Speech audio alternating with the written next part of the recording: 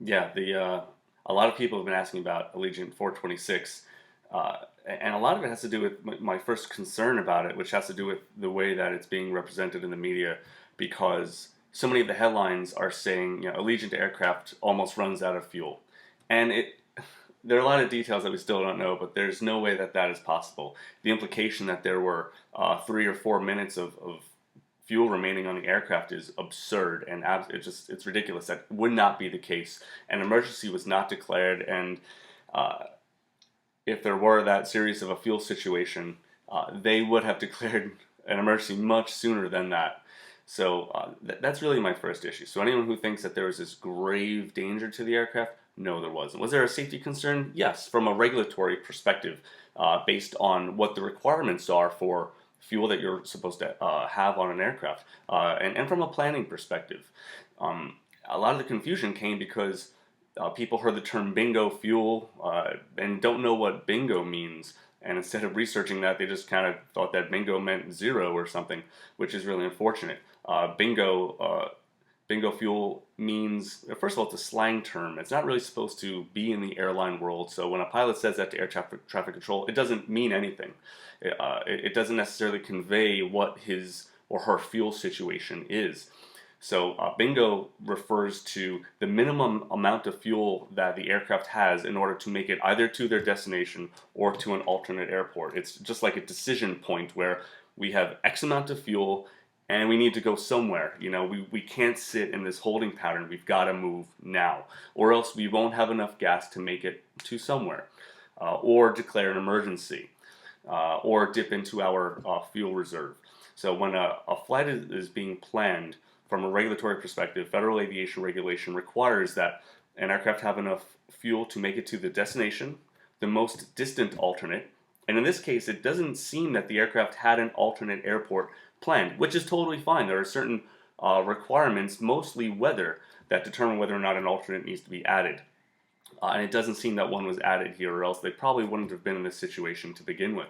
So it seems that it didn't have an alternate, and beyond that, you are required to have an extra 45 minutes of reserve fuel. So it seems that this aircraft entered a holding pattern. I don't know how much additional fuel beyond that, because the dispatcher or pilot have the authority, which they share 50-50. That flight plan, the dispatch release, is a legal document, which is shared between the captain and the dispatcher, and they both agree, okay, I concur with this plan to move forward with the amount of gas, not only meeting minimum requirements, but however much beyond all of that that they want to add as a contingency for holding patterns, en route deviations, or whatever a dispatcher or someone may be forecasting might come up in flight. So there's no telling how much additional fuel. I really doubt that the aircraft was planned total bare bones, without too much beyond the minimum requirements, but maybe it wasn't that much, if they didn't foresee anything. And that's where the problem comes in, because there was a notice, a NOTAM, for airmen, dispatchers, or pilots to see that there was airshow practice going on at this time. They should have known that. For me, as a dispatcher, I mean, I would have added a bit of extra fuel, at least 30 minutes, 45, 50 minutes, depending on the times of the practice. I might have delayed the flight to ensure that it was arriving after this notice was over. And I probably would have added a precautionary alternate as well.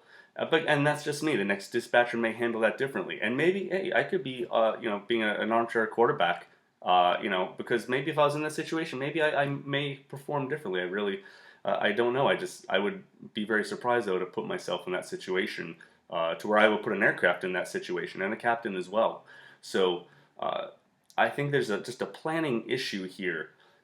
They could have and should have planned a little bit better. I think that they surely had at least enough fuel to get somewhere else. And when the captain said, "I've got 3 or 4 minutes to bingo fuel," I think that he meant I've got 3 or 4 minutes until I'm dipping into my reserves. And that's just, it's a legal and regulatory hassle. You just don't want to do that. They probably could have used a good portion of that gas to get to another airport. I think Grand Fork was the other one nearby Fargo.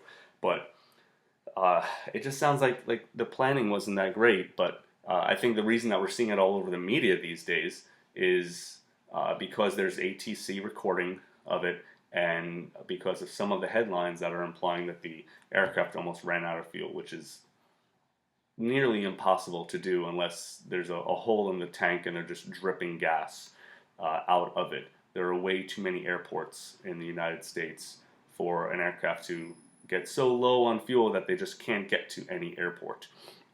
But here I just kind of see some poor planning, so far. But yeah, I guess that's the nature of how things go with how they're reported and presented to the public. But that's, oh well.